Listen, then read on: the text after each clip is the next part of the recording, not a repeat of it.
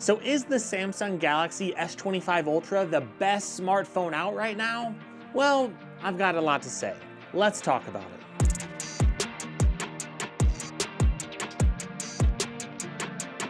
So the Galaxy S25 Ultra, it's actually not that different this year compared to the S24 Ultra, but that doesn't mean it's not worth buying. I think a lot of people from previous years, they really see that it's not all that different, so then they discount the phone and say you shouldn't buy it. But realistically, the S25 Ultra is still one of the best phones you could buy.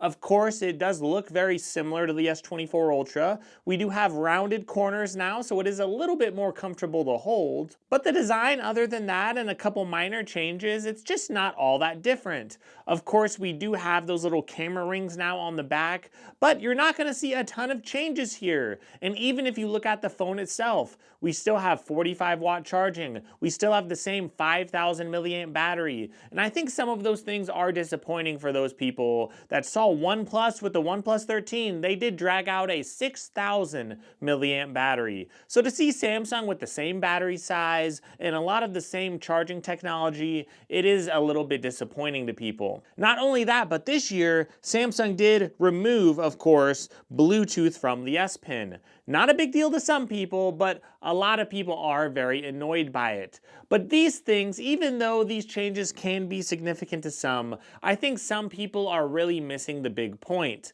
Some people aren't realizing that the S25 Ultra is still one of the best all-around phones you could buy right now. It does have that Snapdragon 8 Elite processor, specifically for Galaxy, but overall, if you look at the camera hardware, I know it's not much different. We do have an ultra-wide camera that is upgraded this year. So there are some upgrades, but even though there's not a lot, I still think this phone is still going to be one of the best phones you could buy. And I really do think people are sleeping on it, especially when we look at the prices we're seeing and some of the specs. Recently, I saw the S25 Ultra went on sale, and it went on sale under $1,000, and not only that, but you could actually get it for around $850 with an educational discount. And that's with no trade-in deals at all. Samsung is also known to give you more money for your older phones if you are looking to trade your older phones in. Like more money than those phones are actually worth if you sell them yourself. So if you factor those things in, you are going to get a pretty good deal on the phone, not to mention all of the extra Samsung credit. So recently, the sales that I'm starting to see, and it's only just a little bit after the launch period, we are seeing a lot of good sales. So even though this phone is priced fairly high, $1,300 is a pretty high retail price. It's still pretty clear that Samsung is going to knock off at least $200 off the phone pretty regularly, at least from my experience. So you might wonder, is this phone still going to be better than something like the OnePlus 13? Well, you're going to see some differences that are good and some that are bad. But overall, when I look at the S25 Ultra, I truly do believe it's going to be the best all-around smartphone that you could buy in the US. Of course, we have a great design with it. I do think it's very well built. I do think it's nice and comfortable. It's a little bit lighter than the S24 Ultra, and I do like how it feels in the hand. I know some people don't like when you say that, but I do think that's important. It does feel very comfortable to hold. Of course, we do have a 6.9-inch screen this year, which is pretty massive, but the AMOLED screen is absolutely gorgeous. This is going to be, in my opinion, one of the best smartphone screens you could buy. Now, on one hand, you might say the colors on the OnePlus 13 screen, you might think they're a little bit better, a little more accurate. They even have some certifications with their display. But people are missing the fact that this does have an anti-reflective display. Now, the anti-reflective display is not a big deal if you are someone that uses a glass screen protector. At that point, you're pretty much offsetting what your anti-reflective display can do. But if you are someone that uses the anti-reflective film from Samsung, or if you don't use a screen protector at all, you're going to notice a big difference with reflections here compared to other phones. So that's why I think this smartphone, if you do factor in how good the display is with the resolution, how gorgeous it is, of course, with the colors, and the brightness levels are also very, very high too. Because this phone does have a peak brightness of 2600 nits, which is massive. Of course, you're not going to need anything more than that that in most situations. This screen is plenty bright, and of course it does look very, very good. You're going to get arguably the best smartphone display on any phone. The design is arguably one of the best designs you're going to get on any phone, and whenever you look at other things like the performance, you do get the Snapdragon 8 Elite processor. So you are getting the best processor that you could get, at least as of now, on Android.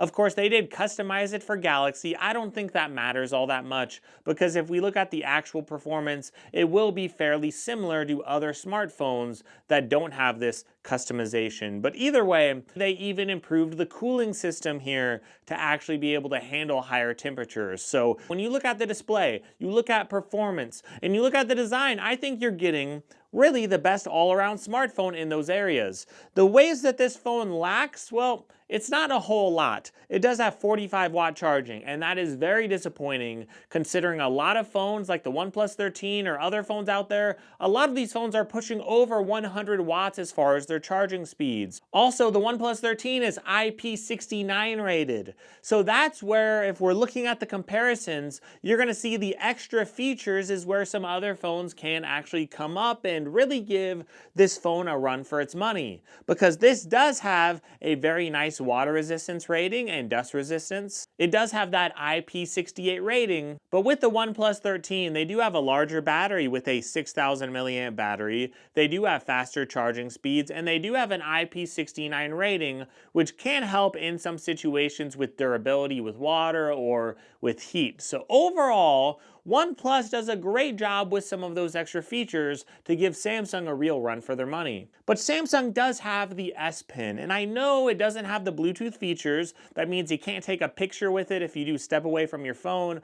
But if you ignore that, remember there are still some gestures you could use to take pictures. You're still going to get a great experience. So I love the S Pen. I don't always use it, but it's still very helpful to have. But I think Samsung also takes a step above the competition when it comes to software, because the new One UI is amazing. So that's where I have to factor in the total package, right? If I look at the design, if I look at the display, if I look at the performance, it's all top notch. And yeah, maybe the extra features aren't quite as good as some other phones. Yes, it does have an in-screen fingerprint reader, which does work flawlessly, of course. It's ultrasonic, it works great. But I do wish that Samsung would include some better features. But despite that, the battery life is still very good with 5,000 milliamps. It's a little bit worse than the OnePlus 13, but it's still top of the line in battery life. It does charge plenty fast, even if it's not as fast as other phone makers out there, especially ones that are overseas and other markets. But the S Pen,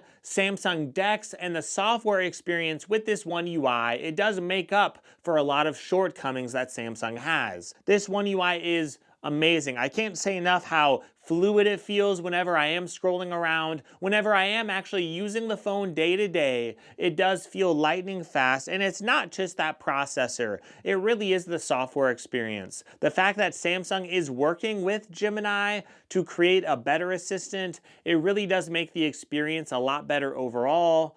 Not to mention the other AI features with being able to sketch an image and getting cool images back sent to you. So I like that. And of course, you're seeing people like cover up their face, and Samsung is generating a part of their face again. There's so many great features there that other phones just don't do a great job at. So if you want to generate things in your photos and make them look realistic with AI, you're going to have a better time here. So the other thing we have to talk about, the big thing a lot of people want to know about, is the camera. How is the camera? Well, the camera is terrific here. I would argue it's going to be one of the best cameras out. Now, video is a big deal because they do actually have 10-bit video now. Of course, well, we've had that for a little bit, but now we actually can record and log. So if you're someone who likes to do a lot of color grading to your footage, if you don't, this won't matter to you at all. But if you do like to color grade your footage in DaVinci Resolve and things like that, you're going to be able to have more colors to choose from by recording and log. Not only that, but you have to factor in that Samsung actually has their own preset which can actually turn your video that's looking really gray and not very good, and it can actually turn it into something beautiful. So I really love that about their video, and if I were to factor in the video quality here, compare it to OnePlus and other companies, I would say the video quality will be the best I've really seen on Android. As far as photos, I wouldn't say the photos are exactly the best. There are a couple phone manufacturers overseas that are really producing slightly better photos because of the hardware, but I'm talking about barely better. Like, this camera is top notch. Now we have an upgraded ultra wide camera, and this is going to be one of the most versatile camera systems you could find. Of course, being able to get great photos at 100 times zoom. Maybe not great photos, obviously, right? But at least they're visible. But the point is, you can go up to 100 times zoom if you need it. The 5 times camera still gives very, very good portraits. And you do have that ultra wide camera that's improved again. A lot of great regular photos I'm getting from the main camera. And I do think the software is doing a good job making those photos really pop. Again, it might not be the absolute best, but I still think, especially in the US, it's really the best we're going to see here and the best we're seeing right now. I do think it's a little bit better than the OnePlus 13. And there's all of these pro options with the pro video mode, a lot of great features in the camera software.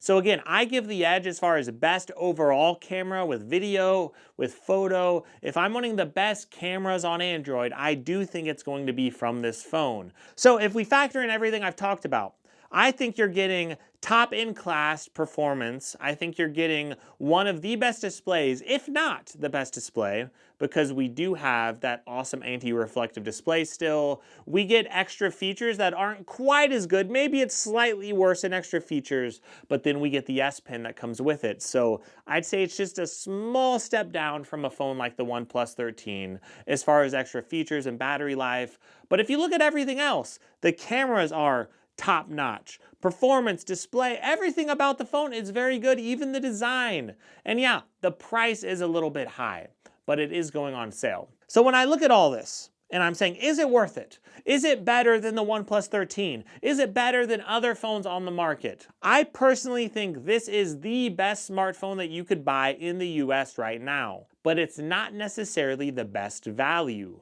If you find it on a great sale, if you find it for like 850 bucks like I did, then yeah, it is the best smartphone and one of the best values out, period. But with the OnePlus 13 at $900, it's so close that if you find the OnePlus 13 for a much cheaper price, I think it's a better value. And I would never want to pay $1,300 for a smartphone. I think that's ludicrous. I do think that this phone is overpriced. And I think it's ridiculous that Samsung did take Bluetooth functionality out of the S Pen. But if I'm factoring in the other stuff, the sales, all of that, I have to say, this is going to be the best phone out. No doubt, I think the S25 Ultra is amazing, but pricing is important, and sadly, a lot of reviews don't mention these sales and all these back and forth things. They just say it's good or bad and leave it alone. But I do think what price you find this at is really going to determine if it's worth it. For 1,300 bucks, I would say no. But for 900, for 1,000, getting maybe 100 extra dollars in Samsung credit back, getting a better trade-in deal, that really makes this phone worth buying. And I would say, once again, no matter what, if you're wanting the best phone out, I do think this is the best phone you could buy on Android. And I would honestly say the best overall smartphone, period. But I know I'm a little bit biased against Apple there. Hopefully, this review has helped you out. If it has, please give this video a like and give me a sub. That would mean a ton to my channel. Another thing you could do is check those links. Please check those links in the description, because if you do, that is a great way to support me. And you could also check out some of their videos, because I cover all things Android, and I hope that these videos will help you out. So thank you so much. I really hope you have a great day. And no matter what you're doing in life, I just hope you have a tremendous week.